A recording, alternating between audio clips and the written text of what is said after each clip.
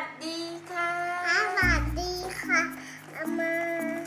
มาอะไรอามิจะมาอะไรคะ มาทำอันนี้ค่ะช็อกเขาเรียกว่า My Garden นะคะ เป็นช็อกโกแลตที่ทำเป็นรูปเห็ดต่างๆนะคะ นี่วันนี้อามิจะมาลองทำดู ซึ่งเมื่อกี้ออกไปเซเว่นมาซื้อมาให้อามิ1 กล่อง ลองดูนะคะ โอเคมาแกะกันเลย ไม่อันนี้นะก็คือสีหลายอย่างแบบเนี่ยมีหลายแบบมีหลาย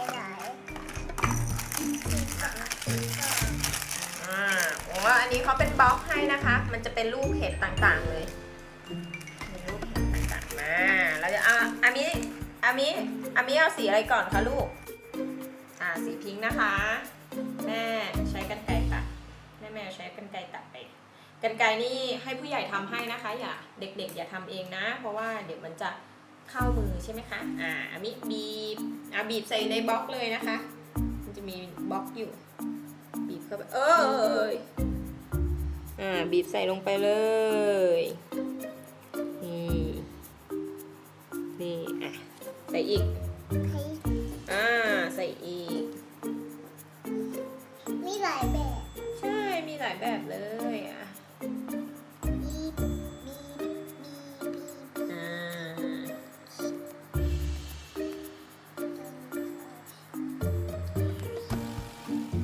แม่บีบให้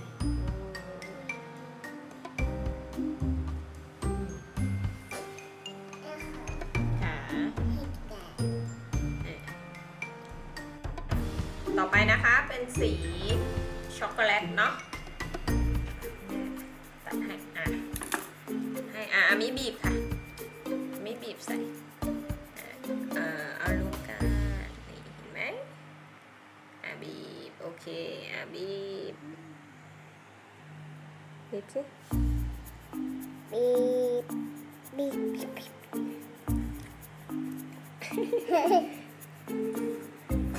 เอ้ย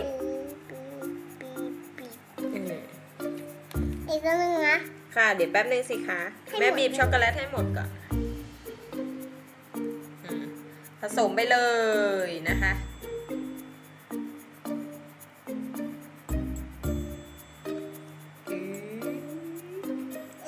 สมแบบนี้นะไม่ใส่เคาะก่อน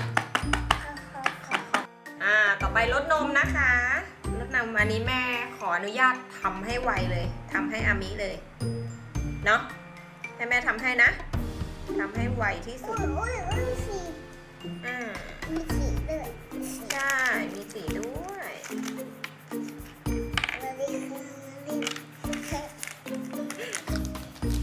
อามิทักทายเพื่อนๆสิมันเหมือนรสชาติเหมือนอะไรไม่รู้อามิเล่าให้เพื่อนๆฟังสิว่าอามิไปเรียนกับเราซื้อมาเป็นยังไงนะสนุกสนุกเหรอคะอามิชื่อเด็กหญิงอะไรคะลูกหญิงไทยยักษ์แล้วอะไรอีก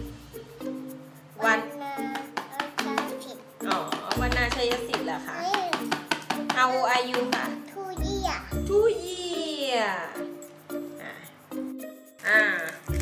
อันนี้นะคะเป็นขนมปังที่ใช้เสียบทับก้านมันเนาะ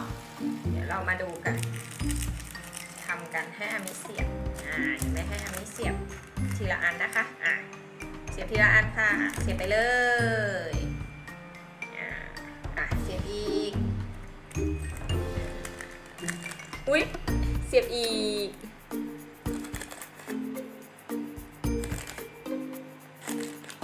เสียบอีกเสียบให้ครบเลยนี่ค่ะ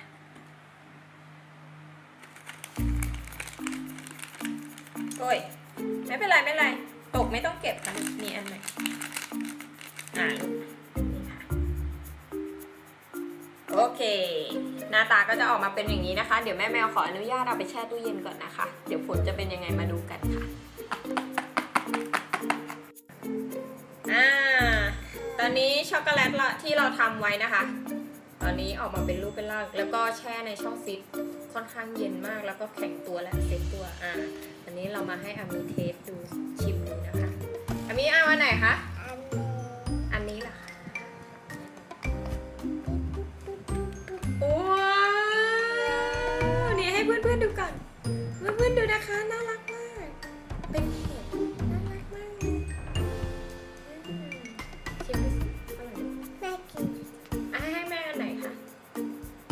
อันนี้เหรอคะ โอเค รส ว้าวนี่เป็นอีกรูปหนึ่งนะคะแม่ชิมดูก็เหมือนช็อกโกแลตทั่วไปอะค่ะ แต่ว่ามันจะดีตรงที่เด็กๆมีความคิดสร้างสรรค์นะคะ น้ำลายติดใครจะกินกินเข้าไปแล้วค่ะหวานมาก ต้องแปรงฟันเยอะๆเลยนะเด็กๆ ไม่งั้นฟันผุแน่ๆหวานมาก แม่กิน อามีไม่ค่อยกินหวานหรอกค่ะ แต่เห็นว่าเป็นช็อกโกแลตเขาก็จะซื้อมาอย่างนี้แหละอามีเอาไหน อันนี้นะคะ มันก็จะเป็นรูปเห็ดอันนี้ต่ออันนี้เป็นรสช็อกโกแลตเลย น่ารักดีทำให้เด็กมีจินตนาการนะคะ อันนี้ไปหาซื้อได้เลยในเซเว่นไม่แพงค่ะ ผู้ปกครองซื้อให้น้องๆทานได้ แล้วก็ลองทำดู โอเคค่ะ บ๊ายบายนะคะ สวัสดีค่ะ